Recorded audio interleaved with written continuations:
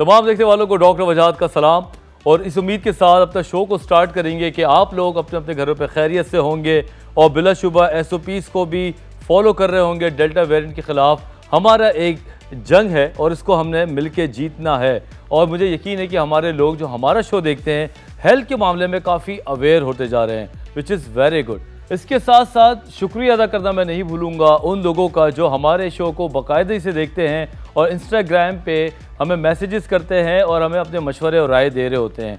ख़ास तौर पे कुछ ऐसे नाम हैं जिनको मैं अगर लेना शुरू करूं, लेकिन बेहतर यही है कि जनरलाइज़ करूं तो ज़्यादा अच्छा है। बहुत बहुत शुक्रिया आप लोगों का कि आप लोग ख़ास तौर पे कंटिन्यूसली कनेक्टेड हैं हमारे साथ, विच इज़ वेरी गुड।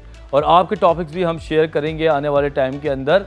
लेकिन आज का जो टॉपिक है वो मेरी नज़र में निहायत अहम है, क्योंकि अनफॉर्चुनेटली पाकिस्तान में ये टॉपिक बड़ा इग्नोरेंट रहा है। समझ में मुझे नहीं आई कि पाकिस्तान में ख़वातीन के गायनाकोलॉजिकल और ओवेरियन कैंसर्स की जो शरह है वो बेतहाशा है और पाकिस्तान में ख़वातीन इतना लेट आती हैं डॉक्टर्स के पास कि डॉक्टर्स के लिए उनको बचाना या उस बीमारी का इलाज करना बड़ा मुश्किल हो जाता है। इसकी वजह सबसे बड़ी ये है कि ये बहुत पैसिव होती हैं और अपने घरों में चीज़ों को पाल के रखती हैं, किसी को बताती नहीं है और जब वो बीमारी उमट के बाहर आती है, फैमिली को पता चलती है तो बहुत देर हो चुकी होती है। तो आज हमने सोचा कि हम इसी हवाले से बात करें, गायनाकोलॉजिकल कैंसर्स और ओवेरियन कैंसर्स होते क्या हैं, किस एज में होते हैं, फैमिली और जेनेटिकली ये कितना इन्फ्लुएंस करते हैं, अगर किसी का वज़न ज़्यादा है या बहुत सारे ऐसे बेसिक क्लिनिकल कंडीशन है, वो तमाम चीज़ें अगर होती हैं तो जनाब हमें डॉक्टर के पास कब जाना चाहिए। हमारे साथ दो डॉक्टर्स होंगी, माहिर डॉक्टर्स होंगी। आप ब्रेक के बाद आप लोगों से ये गुजारिश है कि आप लोग कहीं नहीं जाइएगा, क्योंकि हम ब्रेक के बाद बहुत ही इंपॉर्टेंट टॉपिक पे बात करने जा रहे हैं।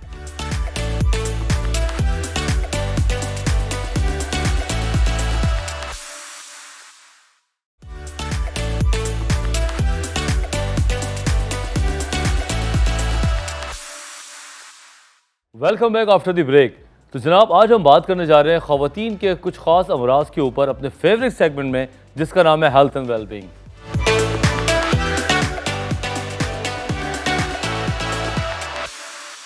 अमूमन हमारे पास पेशेंट्स ख़ास तौर पे ख़वातीन आती हैं जिनके गायनाकोलॉजिकल इश्यूज़ होते हैं और वो बात करते हुए कतरा रही होती हैं। स्पेशली जब वो घर में अपने करीबी ख़वातीन से बात करती हैं तो उनको भी इतने इल फाउंडेड बिलीव्स होते हैं कि वो उनको डरा देती हैं या वो कोई पुराने रेफरेंस की वजह से उनको इतना डरा देती है कि वो अपना इलाज नहीं कराना चाहती। तो हमने सोचा कि आज हम इन ख़ास चीज़ों पे बात करें, तो इसीलिए हमारे साथ है सबसे पहले doctor Sidra Nausheen, consultant gynaecologist, Aga Khan university for women and children. अस्सलाम वालेकुम। कैसी हैं आप? अल्हम्दुलिल्लाह। बहुत बहुत शुक्रिया आप। बहुत शुक्रिया जी मधु करने के लिए। हम आपको दोबारा मधु करते रहेंगे जनाब। अच्छा, उसके साथ है हमारे डॉक्टर महविश शहजादी, कंसल्टेंट मेडिकल ऑन्कोलॉजिस्ट, आगा खान यूनिवर्सिटी। अस्सलाम वालेकुम डॉक्टर साहब, आप कैसी हैं? खैरियत से? ठीक ठाक, थैंक यू। बहुत बहुत शुक्रिया आप दोनों हमारे शो पे आए और हमारे नॉर्मल लोगों को, लेमैन जो लोग हैं उनको आप बताएंगे कि ये दो चीज़ें। सबसे पहले आपसे स्टार्ट करते हैं, चलिए। गायनाकोलॉजिकल कैंसर्स ये क्या होते हैं, कहाँ पे पाए जाते हैं ख़वातीन में, और क्या थोड़ा सा डिटेल प्लीज़। जी बहुत शुक्रिया डॉक्टर वजाहत आज के इस प्रोग्राम में मधु करने के लिए, बिकॉज ये बहुत इंपॉर्टेंट चीज़ है जो ख़वातीन इस पर तवज्जो नहीं देती हैं। गायनाकोलॉजिकल कैंसर्स का मतलब है वो सारे कैंसर्स जो फीमेल रिप्रोडक्टिव ट्रैक्ट से मुंसलिक हैं। फॉर एग्ज़ाम्पल बच्चेदानी का कैंसर जिसको हम यूट्राइन कैंसर कहते हैं, बैज़ादानी या अंडेदानी का कैंसर जिसको हम ओवेरियन कैंसर कहते हैं, और बच्चेदानी के मुंह का कैंसर जो कि बहुत कॉमन है, सर्वाइकल कैंसर कहलाता है। ये तीन मोस्ट कॉमन कैंसर्स हैं। इसके अलावा कुछ माइनर कैंसर्स भी होते हैं जो वल्वा और वजाइना के, which are not very common. लेकिन सर्वाइकल कैंसर, बच्चेदानी के मुंह का कैंसर जो है वो बहुत कॉमन है पाकिस्तान में भी और world over, and it is regarded as the third most common cancer in women. औरतों में तीसरा मोस्ट कॉमन कैंसर है बच्चेदानी के मुंह का कैंसर। ठीक है। और मज़ीद अगर इसकी तरफ जो डाटा है हमारे पास ज़्यादातर बाहर की स्टडीज़ का अवेलेबल है, एंड दैट इज़ तकरीबन 500,000 केसेस या 5 लाख केसेस हर साल न्यूली डायग्नोज होते हैं सर्वाइकल कैंसर के। 5 लाख, जिनमें से तकरीबन 3 लाख के करीब ऐसे केसेस होते हैं जो बहुत लेट स्टेज पे डायग्नोज होते हैं और फिर उनकी शरह अमवात बहुत ज़्यादा है।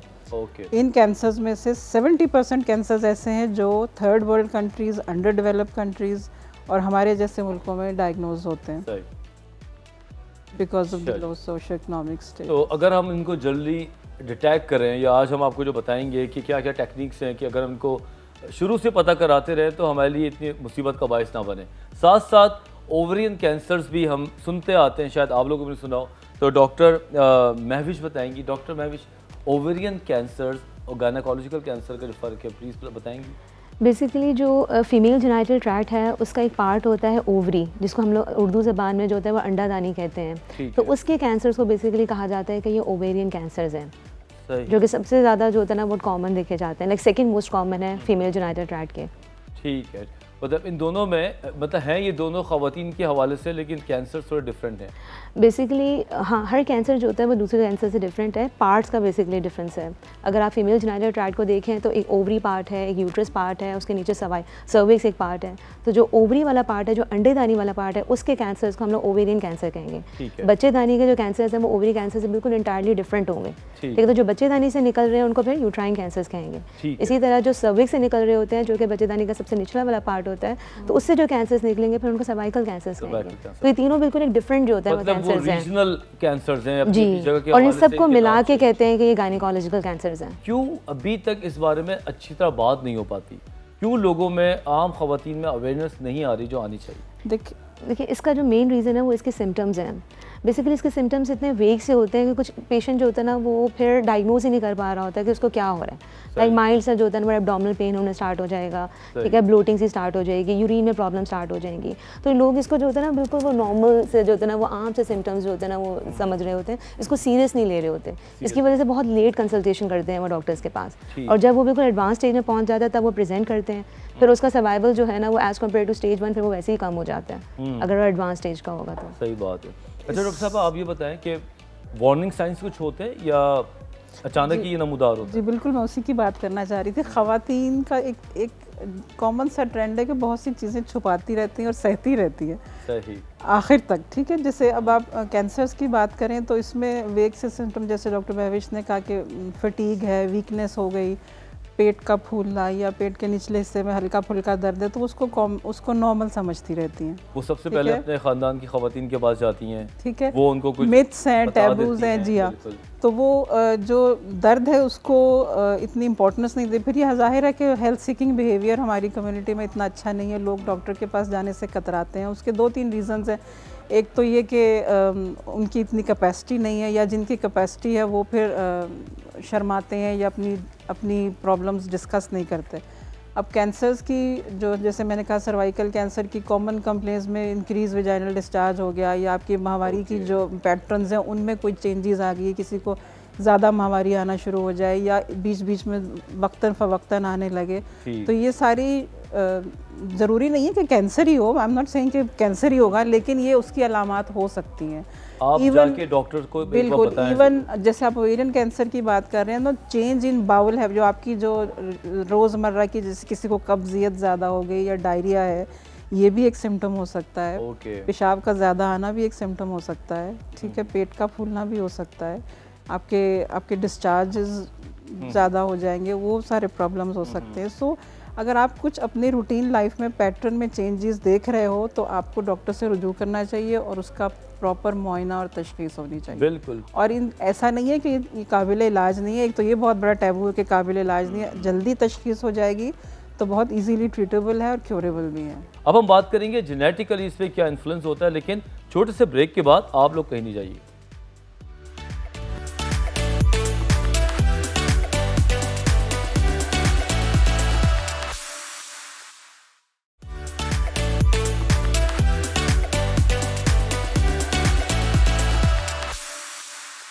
जनाब, तो हम बात कर रहे हैं कैंसर्स के जो ख़ास तौर पे ख़वातीन में होते हैं, और जीन्स, जेनेटिक, फैमिली हिस्ट्री, इससे इसका क्या ताल्लुक है? डॉक्टर महविश, गायनेकोलॉजिकल और ओवेरियन कैंसर्स का जीन से क्या ताल्लुक बनता है? बहुत इंपॉर्टेंट रिलेशनशिप है ना ओवेरियन कैंसर्स का ना विद दी जेनेटिक म्यूटेशंस के साथ। अगर कोई एक फैमिली मेम्बर है जो कि ओवेरियन कैंसर का पेशेंट है या फिर ब्रेस्ट कैंसर का पेशेंट है, तो जो उसके इमीडिएट फर्स्ट डिग्री रिलेटिव्स हैं उसमें तो 3 to 4 फोल्ड इंक्रीज रिस्क होता है इन वाले तमाम कैंसर्स का।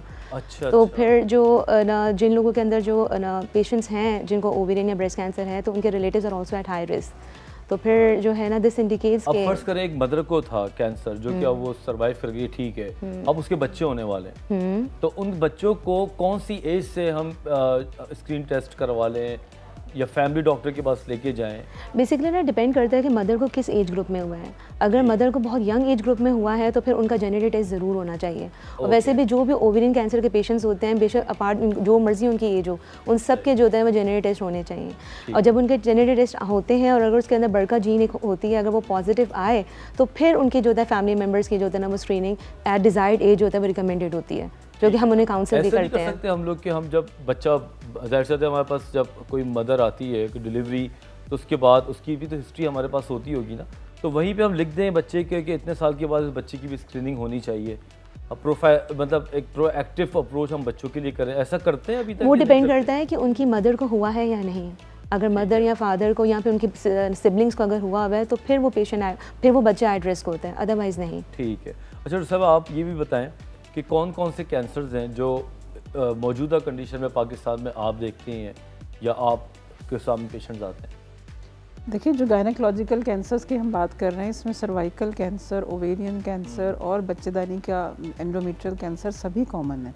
ठीक। सर्वाइकल कैंसर तो बहुत कॉमनली देखने में आता है और इसकी बेस मेन वजह ये है कि तशख़ीस बहुत देर से होती है क्योंकि ख़वातीन डॉक्टर्स के साथ रुजू नहीं करती हैं। लेटर स्टेज पे डायग्नोज होता है, 3rd स्टेज या 4th स्टेज पे जाके, और फिर सर्वाइवल रेट में ज़ाहिर है कि वो उतना अच्छा सर्वाइवल रेट भी नहीं रहता। प्रोग्नोसिस अगर देखें डिपेंड करता है कि किस स्टेज पे डायग्नोज हुआ है और कैसा ट्रीटमेंट हुआ है। ठीक है। अगर गुड ट्रीटमेंट स्टेज 1 पे हो तो life time expectancy 5 year survival rate 90% भी होता है। अच्छा। लेकिन अगर डायग्नोज लेट होगा, स्टेज 4 में चला गया है और फिर आप सर्जरी हुई है और कीमोथेरेपी ज़ाहिर जो मोड ऑफ ट्रीटमेंट है, उसके बाद फिर जो सर्वाइवल रेट है वो मज़ीद कम होकर 20% to 30% रह जाता है 5 ईयर सर्वाइवल। मतलब कोई एक स्पेसिफिक कैंसर की बात हम नहीं कर सकते, हम स्टेजेस के ऊपर डिपेंड करते हैं। ये डिपेंड करता है स्टेजेस पे, ट्रीटमेंट पे, किस एज में हुआ है, क्या कब डायग्नोज हुआ है और आपने उस ट्रीटमेंट को कितना कंप्लाई किया है, उस हिसाब से होता है। लेकिन क्योरेबल सर्वाइकल कैंसर तो डेफिनेटली क्योरेबल है अगर फर्स्ट स्टेज पे डायग्नोज हो जाए, क्योंकि सर्वाइकल कैंसर की तो प्री कैंसरस स्टेजिंग होती है जिसको हम कहते हैं स्क्रीनिंग। हमने स्क्रीनिंग पे भी बात नहीं की है। स्क्रीनिंग वो स्टेज है जिसमें अर्ली डिटेक्शन हो जाती है कैंसर की प्री कैंसर स्टेज में, and then there are certain test available जिनकी वजह से वो डायग्नोज हो जाता है वक्त से इब्तदाई स्टेजेस में, और फिर उसका ट्रीटमेंट बहुत अच्छे तरीके से हो पाता है। डॉक्टर साहब, स्क्रीनिंग टेस्ट और ओवेरियन कैंसर और गायनेकोलॉजिकल कैंसर्स में क्या चीज़ें हम देख रहे होते हैं? देखिए, ओवेरियन कैंसर का तो ऐसा कोई स्क्रीनिंग टेस्ट नहीं है, लेकिन अगर आप बात करें सर्वाइकल कैंसर की तो उसके स्क्रीनिंग टेस्ट हैं जो कि मोस्टली जो हमारी गायनेकोलॉजिस्ट हैं वो किसी भी चेकअप के लिए पेशेंट आएगा तो वो उसके वो स्क्रीनिंग टेस्ट करवाते हैं जिसको हम लोग पेप स्मीयर कहते हैं। उससे जो होता है ना वो अर्ली डिटेक्शन हो जाती है। मोर ओवर अगर हम बात करें ओवेरियन कैंसर की तो ओवेरियन कैंसर स्टेज 4 पे भी जो होता है ना वो ना क्योरेबल है। हाँ, तो it's not like that it's not curable, even at stage 4 is curable ना। ठीक है। तो फिर अगर ऐसे भी कोई सिम्टम्स आ रहे हैं स्टेज 4 है तो नाउमीद नहीं होना चाहिए, बल्कि जो होता है वो डॉक्टर से रुजू करके इसका प्रॉपर इलाज कराना चाहिए। करेगा डॉक्टर इलाज उसका, ये बात याद रखें। तो आखिरी में जाने से बेहतर है भाई थोड़ा पहले चले जाओ। हज़ारों जगह पे आप लोग पैसा खर्च करते हैं, डॉक्टर के मामले में पैसा खर्च करते हुए जान जाती लोग। और यकीन करें हेल्थ इज़ वेल्थ, शायद आपको जब समझ आए जब आप खुद बीमार कभी हो, अल्लाह खुदा न खास्ता। कौन कौन से टेस्ट अवेलेबल हैं? जी, मैं बात कर रही थी सर्वाइकल कैंसर के लिए जो पैप टेस्ट है वो तो हमारा रूटीन गायनेकोलॉजिकल एग्जामिनेशन का एक पार्ट है, बिकॉज इतना कॉमनली अब देखने में आ रहा है अफ्रीकन कंट्रीज़ में स्पेशली इसका रिस्क बहुत ज़्यादा बढ़ गया। WHO ने इसको एक पब्लिक हेल्थ प्रॉब्लम कह दिया है सर्वाइकल कैंसर को। सो दैट इज़ वाई अगर आप गायनेकोलॉजिस्ट के पास जाते हैं तो वो रूटीनली आपका पैप स्मीयर करते ही हैं एट योर फर्स्ट विजिट। सो उस पैप्स टेस्ट का मतलब ये है कि वो बच्चेदानी के मुंह से एक छोटा सा सैंपल लिया जाता है विद अ साइटो ब्रश और सॉफ्टली ब्रश से लेके, and then we send that for histopathology. और उस पर जो प्री कैंसरस सेल्स में जो चेंजेस आ रही हैं वो नुमायाँ हो जाती हैं और वो अर्ली डिटेक्शन हो जाती है, डायग्नोज हो जाता है। रिकमेंडेड बाय WHO यही है कि एवरी 3 years एक दफ़ा हो जाना चाहिए pap test from the age of 20 to 40। उसके बाद फिर एवरी 5 years करते हैं, लेकिन हमारे यहाँ तो ख़वातीन ज़िंदगी में एक बार भी नहीं कराती, जो बिल्कुल नहीं डॉक्टर्स के पास जाते, कम से कम एक दफ़ा तो ज़रूर होना चाहिए। अदर रिकमेंडेड इज़ कि 3 साल में एक बार ज़रूर एक दफ़ा उम्र भी कौन से हिस्से में एक दफ़ा बनेगा? 20 में रिप्रोडक्टिव एज ग्रुप जो है, बोला डॉक्टर साहब ने एक दफ़ा, आप उसको समझना चाहिए। अगर एक टेस्ट नॉर्मल है आपका 20 to 30 years में, तो फिर आप एवरी 3 years एक टेस्ट होना चाहिए till 40 years of age, pap test. अगर पैप टेस्ट पे कोई चीज़ ऐसी शक्को शुबे वाली नज़र आती है तो then we send the patients for colposcopy examination होता है या बायोप्सी होती है, फर्दर तशख़ीस होती है। सही। लेकिन सर्वाइकल कैंसर की स्क्रीनिंग इतनी अच्छी और इतना सेंसिटिव ये टेस्ट है, जिसकी सेंसिटिविटी का मतलब ये होता है कि to pick up the disease. इस टेस्ट की सेंसिटिविटी पेनफुल नहीं है, कोई लोग समझे कि बड़ा सेंसिटिव था, नहीं तो आपको पता है ना। तो sensitivity to pick up the disease इस टेस्ट की बहुत अच्छी है, तो हम बहुत आसानी से तशख़ीस कर लेते हैं और फिर फर्दर टेस्ट भी अवेलेबल हैं और फर्दर इसका ट्रीटमेंट बहुत आसान हो जाता है। और अगर आपने इस स्टेज पे डायग्नोज कर लिया तो ऑलमोस्ट 100% क्योर हो जाता है। अभी हमारे पास 2 सेगमेंट्स हैं और ब्रेक पे जा रहे हैं। ब्रेक पे आने के बाद डॉक्टर महवी से ये बात ज़रूर पूछेंगे कि जनाब कौन कौन से टेस्ट जो हैं वो रूटीन में करवाने चाहिए ऑन्कोलॉजी के हवाले से। Stay with us, we are just coming in a minute.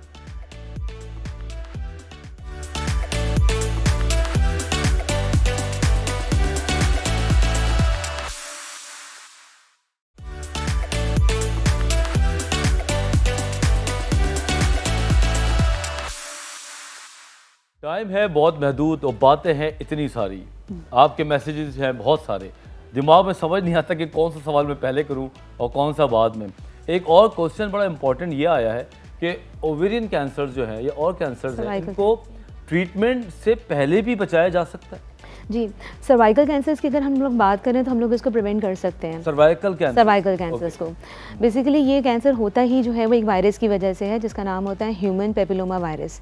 ये वायरस बेसिकली फीमेल की बॉडी में आता ही मेल्स के थ्रू है, तो हम लोग उसको प्रिवेंट कर सकते हैं बिफोर मैरिज। अगर फीमेल्स हैं या 45 ईयर से कम की फीमेल्स हैं तो they can get the vaccine of HPV। अगर उन्होंने ये वाली वैक्सीन ले ली है तो फिर उनको ये सर्वाइकल कैंसर जो होता है होने का रिस्क काफ़ी कम हो जाएगा। अच्छा, अगर इसका हम पहले से वैक्सीन करवा ले तो ये बच जाता है? जो ये बच जाता है, फिर सर्वाइकल कैंसर नहीं होता। क्या शादी से पहले कराएं? शादी से पहले 45 ईयर से कम की एज हो तो it would be like sexually transmitted disease? हाँ, it is, this virus is sexually transmitted और फिर यही वायरस जो होता है फीमेल की बॉडी के अंदर जाके सर्वाइकल कैंसर करवाता है। क्या ये अब देखें, इसका भी इल्जाम इन्होंने मर्दों पे डाल दिया है कि जब तक मर्दों में वो वायरस होगा वो कुछ नहीं करेगा, खवातीन में जाएगा वो बीमार हो जाएगा। बस ये है, ये फैक्ट है कि चले खैर, बड़ी अच्छी ये इन्फॉर्मेशन है कि HPV के लिए अगर आप वैक्सीन करा लें तो आप उसके बीमारी से बच सकते हैं और बड़ी आसान चीज़ें होती हैं वैक्सीन। हमारे यहाँ वैक्सीन में भी इतने मसले हैं, इतने रोले हैं कि आप 50 जगह पे खड़े होते ये पूछ होते क्या करवाएं, लेकिन अब बीमारी हो जाती है तो फिर भागते हैं जो उनको मिल जाए। अच्छा डॉक्टर साहब, आपकी तरफ भी मैं आता हूँ। अब एक सिनेरियो बनाते हैं, एक खातून है जो 16 साल 17 साल की, अब वो शादी के लिए जा रही है, फिर बच्चे पैदा करेगी, तो उसकी क्या प्रोटोकॉल लाइफ में होनी चाहिए गायनेकोलॉजिकल डॉक्टर के साथ? जिन कैंसर्स की हम बात कर रहे हैं ना, इन सब के कोई ना कोई रिस्क फैक्टर्स हैं।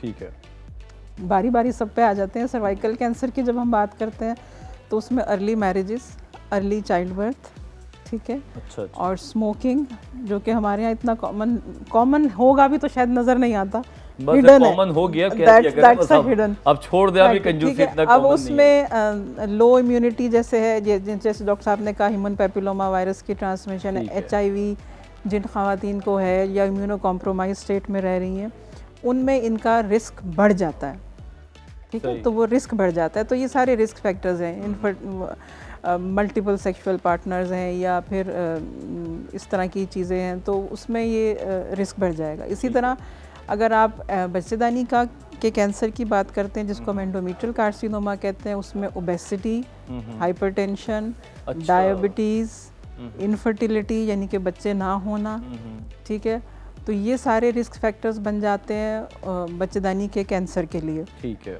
सो जहाँ आपने बात की थी कि वेट की, तो वेट का नॉर्मल होना तो इंतहाई ज़रूरी है for your healthy normal life as well as for the prevention of cancers as well.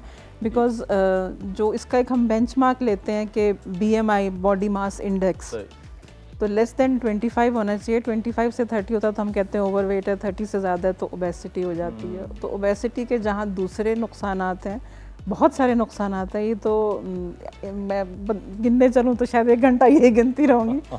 सो उसमें one of them is the risk factor for this cancers as well. जी बिल्कुल। देखिए सो अगर आप 16 इयर्स की बात कर रहे हैं तो जैसे डॉक्टर साहब ने कहा कि HPV की वैक्सीनेशन अवेलेबल है, this is a primary prevention, ठीक है। प्राइमरी प्रिवेंशन कर लें। सेकेंडरी प्रिवेंशन में फिर आपका ये पैप टेस्ट आ जाता है, that is also secondary prevention. अगर उसका रूटीनली टेस्ट हो रहे हैं एवरी 3 इयर्स तो वो उससे बच सकती है। इसके अलावा अगर वो डॉक्टर को नहीं भी दिखा रहे तो कोई भी चेंज हो उनके माहवारी के पैटर्न में, या कोई ऐसी एबनॉर्मल चीज़ वो देखती हैं, कोई बाउल हैबिट्स में चेंज आ गया है, कोई वजाइनल डिस्चार्ज ज़्यादा हो गया है, या कोई और प्रॉब्लम है उससे रिलेटेड, तो गायनेकोलॉजिस्ट के पास ज़रूर जाएं। बिकॉज बहुत सी चीज़ें ऐसी जो एग्जामिनेशन पे पिक हो जाती हैं। एग्जामिनेशन पे जी वो ज़रूरी है। बहुत चांसेस होते हैं कि वो चीज़ को ट्रीट कर दिया जाए। और बिलीव मी, मुझे भी कोई 8-10 साल हो गए पेशेंट्स देखते हुए कि जो ज़रा पहले आता है उसको ट्रीट करने का मज़ा भी आसान है, बहुत पैसे भी उसके बच जाते हैं, टाइम भी बच जाता है, और बड़ा प्रोएक्टिवली हम उसको डिज़ाइन करके ट्रीट करते हैं। लेकिन मैडम जो लेट आते हैं, हमारे पास भी बहुत मुश्किलात होती हैं और उनके पास भी होती हैं। आप ऑन्कोलॉजी में काम करती हैं, अब ये बताएं कि गायनेकोलॉजिकल ओवरियन कैंसर्स में डाइट, एक्सरसाइज, इसका कोई अमल दखल है या ये सिर्फ डायबिटीज़ की हद तक ही महदूद है? बहुत इंपॉर्टेंट रोल है। एक हेल्दी लाइफस्टाइल होना चाहिए। अगर जो लोग जंक फूड्स लेते हैं तो उनके अंदर मोस्टली ओबेसिटी भी ज़्यादा होती है, तो उनके अंदर एक रिस्क फैक्टर बन जाता है फॉर यूट्राइन कैंसर्स। ठीक है, तो फिर एक आइडियल बॉडी वेट होना चाहिए, एक हेल्दी लाइफस्टाइल होना चाहिए जिसमें फ्रूट्स का, वेजिटेबल्स का ज़्यादा इंटेक होना चाहिए, रादर देन प्रोसेस मीट को आप लोग ज़्यादा इस्तेमाल करें। स्मोकिंग का बहुत इंपॉर्टेंट रोल है इसमें। इसके अलावा फीमेल्स के अंदर हार्मोन रिप्लेसमेंट थेरेपी, जो कि अब तो बहुत कम हो चुकी है, उसका पहले बहुत ज़माने में रोल था, उसकी वजह से जो होता है ना ये ना कैंसर डेवलप हो रहे थे। ठीक है, एक ये भी बड़ा बात मैंने भी सुनी है कि जो कॉन्ट्रासेप्टिव पिल्स होती हैं इनके लेने से कैंसर हो जाते हैं। ऐसा ही है, इट्स अ मिथ। ऐसा कुछ नहीं चीज़ों में है, जैसे ओवेरियन में जो है ना दे कैन कॉज इट, लेकिन यूट्राइन में इसका जो होता है प्रोटेक्टिव रोल आ जाता है। ओके, तो वो डिपेंड करता है कि कौन सा साइट है कैंसर। तो यूट्राइन में इतना तो नहीं होगा कि वो पिल से कैंसर ही होने लगे, क्योंकि फिर तो पाकिस्तान में सबको it's actually a protective effect in even in cervical cancers, so it gives you a protection.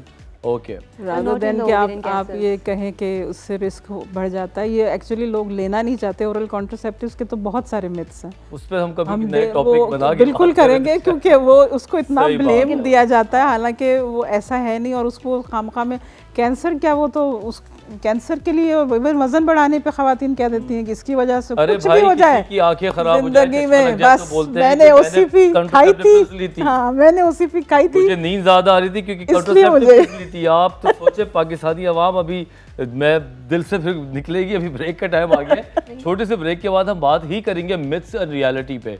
हमारे पाकिस्तानी अवाम के मिथ्स बहुत मजे के होते हैं बीमारी के हवाले से। आप यही रहिएगा, हम ब्रेक के बाद आके इस बारे में बात करते हैं।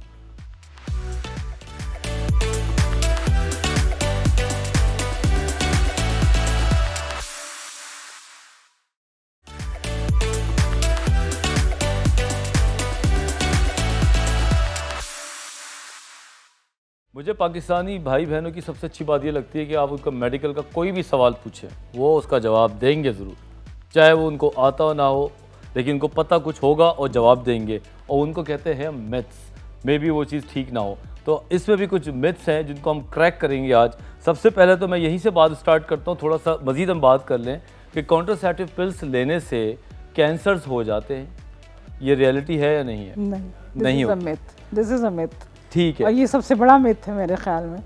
लेकिन ब्रेस्ट कैंसर का रिस्क जो होता है ना वो इंक्रीज हो जाता है। ठीक है, ठीक। यूट्राइन कैंसर का नहीं होगा, लेकिन ब्रेस्ट कैंसर का रिस्क जो होता है वो इंक्रीज हो जाता है। सही, ठीक। दूसरा सवाल ये है, बल्कि मिथ ये है कि अर्ली सिम्टम्स से कुछ नहीं होती तो मुझे 20-25 साल तक कुछ नहीं कराना हो। ये एक हमारे इंस्टाग्राम पे मैसेज आया है कि मतलब जिसकी एज 25 साल है तो there is nothing to worry about. ऐसा होता है या उस वक्त भी कुछ नहीं हो सकता है? बिल्कुल हो सकता है। जैसे हमने कहा कि सर्वाइकल कैंसर भी डेवलप हो सकता है अर्ली स्टेज में। अगर कोई सिम्टम्स हैं तो उसको दिखाना और तशखीस करवाना बहुत ज़रूरी है। सारे टेस्ट अवेलेबल हैं, आप मुआयना कराइए। इवन आगा खान यूनिवर्सिटी में भी इट्स इजीली अवेलेबल, कोई ऐसी हाई फाई चीज़ नहीं है। लेकिन सिम्टम्स को निगलेक्ट ना करें। मतलब ये मिथ है, रियलिटी नहीं है। नहीं, अगर कोई सिम्टम है उसको दिखाना और चेक करवाना बहुत ज़रूरी है। वो कैंसर भी हो सकता है। ठीक है। एक और हमारे इंस्टाग्राम पेज पे मैसेज ये है कि ovarian cancers are impossible to detect early. क्या ये बिल्कुल डिटेक्ट नहीं हो पाते? नहीं, ऐसी ये वाली बात तो बिल्कुल गलत है। अक्सर केसेस 20% केसेस हमारे पास स्टेज 1 के आ रहे होते हैं जो कि अर्ली एज ग्रुप में होते हैं। इसमें मोस्टली सिम्टम्स वेग से ही होंगे, एब्डोमिनल पेन होगा, ब्लोटिंग होगी, लेकिन वो लोग कंसल्ट करते हैं तो फिर जो होता है ना अर्ली उनकी डायग्नोसिस बन जाती है और फिर वो ट्रीट भी हो जाते हैं। ठीक। अच्छा, सर्वाइकल कैंसर पे एक सवाल है कि अगर एक बार हो जाए तो इसका आदमी बचता नहीं है? नहीं, इसके ऐसा बिल्कुल नहीं है। सबसे ज़्यादा क्योरेबल गायनोकोलॉजिकल कैंसर्स में से सर्वाइकल कैंसर ही है। अच्छा। तो अर्ली, बिकॉज इसकी प्री कैंसर स्टेज भी है ना, बहुत अर्ली डायग्नोस हो जाता है। स्क्रीनिंग टेस्ट अवेलेबल है, प्रिवेंटिव मेजर्स अवेलेबल हैं, और अर्ली डायग्नोसिस स्टेज 1 में अगर डायग्नोस हो जाएगा तो फिर तो 90 to 100% क्योरेबल। ये अर्ली डायग्नोस कैसे करें यार? हम मतलब पाकिस्तान में ये सिस्टम अभी नहीं आया। अर्ली डायग्नोस का तो मतलब ये है कि आपके क्लिनिकल फीचर्स भी सही तरह ना आ रहे हों, तो वो कौन से अजीम पेशेंट्स होंगे जो जाके अपने आपको दिखाएं? जैसे हमने अभी बात की कि अगर गायनोकोलॉजिस्ट के पास आपका मुआयना है और पैप टेस्ट हो गया है, उस पर पिक हो जाता है। पैप टेस्ट पे पिक हो जाएगा। 3 साल में एक बार आप करा लेंगे तो अगर कोई चेंजेस उसमें आ रही हैं तो विजिबल हो जाएंगे। हम क्यों करा सकते हैं? मतलब एक हम नॉर्मल, हम अपने जो पाकिस्तानी ख़वातीन हैं, पैप टेस्ट वो हम बोलें तो क्यों कराए? वही मैं आपसे जिक्र कर रही हूँ ना कि अगर माहवारी के पैटर्न में कोई चेंज आ गया है, इरेगुलर हो गई है, ज़्यादा होने लगी है, तो दिखाएंगे आप। अगर कोई डिस्चार्ज हो रहा है ऐसा जो फाउल स्मेलिंग है या नॉर्मल से डिफरेंट है, तो आप डॉक्टर के पास जाएंगे, वो यकीनन आपका पैप टेस्ट करेंगे। ओके। इन्फेक्शन वगैरह में भी करा? इन्फेक्शंस में भी करेंगे। तो ये सारी चीज़ें बिकॉज सेक्शुअली ट्रांसमिटेड है, तो इस तरह के तो एग्जामिनेशन पे pap test is a part, mandatory part है। सो वो इतना फ्रीली अवेलेबल है सब जगह कि वो आसानी से हो जाता है। बहुत महंगा टेस्ट भी नहीं है और बिल्कुल तकलीफ दे भी नहीं है, आसानी से हो जाता है, उसकी तशख़ीस भी हो जाती है। एंड देन फर्दर अगर कोई बीमारी है या कुछ इस तरह की चीज़ नज़र आती है तो फिर फर्दर टेस्ट होते हैं, जैसे अल्ट्रासाउंड है, कोल्पोस्कोपी अवेलेबल है। अर्ली डायग्नोसिस पॉसिबल है क्योंकि ज़रा से भी अगर मेंस्ट्रुअल साइकिल चेंज हो रही है या फिर इरेगुलर ब्लीडिंग स्टार्ट हो गई है तो फ़ौरन से अपनी गायनेकोलॉजिस्ट से कंसल्ट करना चाहिए, क्योंकि ये सबसे ज़्यादा अलार्मिंग सिम्टम इसका ये है। हमारे एक पिंपल निकल जाता है ना तो हम बड़े से बड़े डॉक्टर को दिखा देते हैं, लेकिन अंदरूनी कैफियत ख़राब हो या जहनी तौर पे हम डिस्टर्ब रहें, डिप्रेस हो जाए, वो कहते हैं नहीं जी अभी ज़रूरत नहीं है हमें। तो भाईजान ज़रा अंदर के जिस्म का भी हाल आप देखें, वो ज़्यादा ज़रूरी होता है। एक और मिथ है या रियलिटी है, अभी डॉक्टर साहबा बताएंगे कि मेरी तो फैमिली हिस्ट्री में कुछ भी नहीं है तो मुझे कुछ नहीं ज़रूरत टेस्ट कराने की। नहीं, ये बात बिल्कुल गलत है। अगर आपके अंदर कोई अलामत आ रही है तो फ़ौरन से कंसल्ट करें और अर्ली डायग्नोसिस बनाएं। ये बात बिल्कुल गलत है क्योंकि सोमैटिक म्यूटेशंस भी होती हैं, यानी एक तब्दीलियाँ जीन्स में आती हैं जो कि ख़ानदानी तौर पे आ रही होती हैं। एक वो होता है कि जो एनवायरनमेंट की वजह से आ जाती हैं, जिनको हम लोग सोमैटिक म्यूटेशंस कहते हैं, तो ये भी बिल्कुल कॉमन है। अक्सर कैंसर जो होते हैं ना वो सोमैटिक म्यूटेशंस की वजह से हो जाते हैं। ओके। अच्छा, एक मिथ ये भी लिखा हुआ है कि वेट कम होना इतना हेल्दी है कि उसकी बरक्स कोई बीमारी नहीं हो सकती, तो वेट लॉस में भी तो कुछ सिम्टम्स आते होंगे ना किसी कैंसर के? डिपेंड करता है, अगर आप इंटेंशनली वेट लूज कर रहे हैं तो फिर तो ठीक है, लेकिन अगर आपका खुद से वजन कम हो रहा है तो फिर ये एक अलार्मिंग साइन है। ठीक, तो फिर उसके लिए हमें पे पूरा वर्कअप करना पड़ता है कि ये क्यों हो रहा है। अच्छा चले, अब एक सवाल और निकल आया, छेड़ा है आपने। हमारी ख़वातीन डाइट पे बहुत जाती हैं, एक्सरसाइज नहीं करनी, भूखा रहना ज़रूरी है, जिसकी वजह से डिप्रेस तो होती हैं, वो मेरी फील्ड में मैं आपको कोई बताऊँगा। क्या जल्दी से मुझे ये जवाब दीजिएगा कि जो डाइटिंग करती हैं, कम खाने से भी कैंसर्स के चांसेस बढ़ते हैं, गायनेकोलॉजिकल, ओवरियन? नहीं, कम खाने से तो नहीं बढ़ते हैं, लेकिन ये है कि हेल्दी डाइट तो डेफिनेटली होनी चाहिए because of your healthy wellbeing of the body. जितने आप इम्यूनो कॉम्प्रोमाइज़ होंगे या जितना आपका हेल्थ अच्छी नहीं होगी उतना रिस्क बढ़ जाता है, फिर किसी भी बीमारी के हमलावर आपकी ख़त्म हो जाती है, बीमारी के हमलावर होने का रिस्क बढ़ जाएगा ना। इसलिए डाइटिंग का ये मतलब नहीं कि आपने खाना पीना छोड़ दिया है। हेल्दी डाइट का मतलब ये कि आप बैलेंस्ड डाइट लें और साथ में एक्सरसाइज करें ताकि वो हजम हो जाए और आपकी बॉडी एक हेल्दी आउटफिट के साथ नज़र आए, ना ये कि बिल्कुल आपने वज़न लूज़ कर दिया है और बिल्कुल आपकी जो बॉडी स्टेटस है इम्यूनो कॉम्प्रोमाइज़ हो गया, ऐसा नहीं होना चाहिए। ठीक है। So healthy diet for the healthy life is very important. Healthy life जनाब, बहुत बहुत शुक्रिया। सवालात तो अभी मेरे पास और हैं लेकिन टाइम नहीं है, क्या करें। मैं सोच रहा हूँ कहीं ना इन दोनों में से किसी को सोशल मीडिया भी पकड़ा जाए और बात की जाए। डॉक्टर साहिबान बहुत बहुत शुक्रिया, बहुत मज़ा आया, बड़े अच्छे तरीके से आप लोगों ने जवाब दिए और इंशाल्लाह ताला आपके इस छोटे से सेगमेंट से हमारे आम लोगों को पता चलेगा कि प्रोएक्टिवली हम क्या कर सकते हैं। तो जनाब आज आप लोगों ने देखा हमारा शो, तमाम तर जो शो पे बात थी वो ख़वातीन के मुतालिक थी और उसमें सबसे इम्पॉर्टेंट बात ये थी कि थोड़ा अर्ली ज़रूर जाएं डॉक्टर के पास। हम लोग, मैं इस बात को समझता हूँ, जो हमारा कल्चर है, मैं अपनी ख़वातीन, घर की ख़वातीन की बात करूँ, अगर उनको कोई इशू होता है तो वो डॉक्टर के पास जाना इतना ईजी नहीं समझती, पहले वो अपने दोस्तों को बताती हैं, दोस्त मशवरे देते हैं और वो फिर मैं कह रहा हूँ कि अच्छे बुरे हो सकते हैं। मैं उस दोस्त से मुखातिब हूँ जिसको वो बताए, वो उसको हेल्प करे डॉक्टर के अपॉइंटमेंट दिलवाने में। अगर वो अकेले जाने में उसको प्रॉब्लम होती है तो वो बोले ठीक है मैं तुम्हारे साथ चलती हूँ, हम दोनों चलते हैं, हम फलां डॉक्टर के पास जाके एक सेशन ले लेते हैं, सारी चीज़ें हम उसको बताएंगे। तो इस बात का तो यकीन होगा कि उस आधे घंटे के सेशन में जो मुझे इन्फॉर्मेशन दी जाएगी वो 100% एक्यूरेसी के साथ होगी और उसका ट्रीटमेंट या उसका कोई ना कोई सोल्यूशन हमारे पास होगा। तो अगर हम उस चीज़ को लेके बैठ जाएंगे, सोचते रहेंगे और पैसिवली अपने हस्बैंड्स, अपने फादर, अपने भाइयों के साथ डिस्कस नहीं करेंगे तो वो बीमारी स्टेज 1, 2, 3 और 4 की तरफ जाती है। और याद रखिए कि फिर वही बेचारे जो घर के मर्द हजरात हैं वो परेशान होकर आपको लेके जाएंगे, जहाँ पे 1 रुपया लगना होता है वहाँ पे 100 रुपये लगते हैं और आपको तकलीफ भी ज़्यादा होती है। तो जनाब प्रोएक्टिव वर्ड को समझें, जल्दी जाएं, शर्माने के बजाय स्टेप उठाएं और अपनी तमाम बीमारियों के हवाले से अपना इलाज कराएं। और इसी के साथ अब हमारी टीम को जनाब इजाज़त दीजिए क्योंकि अब जाने का टाइम है, लेकिन उससे पहले आप लोग का बहुत बहुत शुक्रिया अदा करते हैं कि आप लोग हमारे पेज इंस्टाग्राम पे और मेरे पेज के ऊपर बहुत सारे मैसेजेस भेजते हैं और अपने टॉपिक्स बताते हैं जो आपकी फैमिली में हैं और आप लोग चाहते हैं कि उसके बारे में आपको मालूमात की जाए। तो इंशाल्लाह ताला बहुत सारी चीज़ें, बहुत सारे टॉपिक्स आपके साथ हम लेके आएंगे अगले इतवार को और आने वाले इतवार में इंशाल्लाह ताला। जब तक के लिए मुझे और मेरी टीम को अल्लाह हाफ़िज़।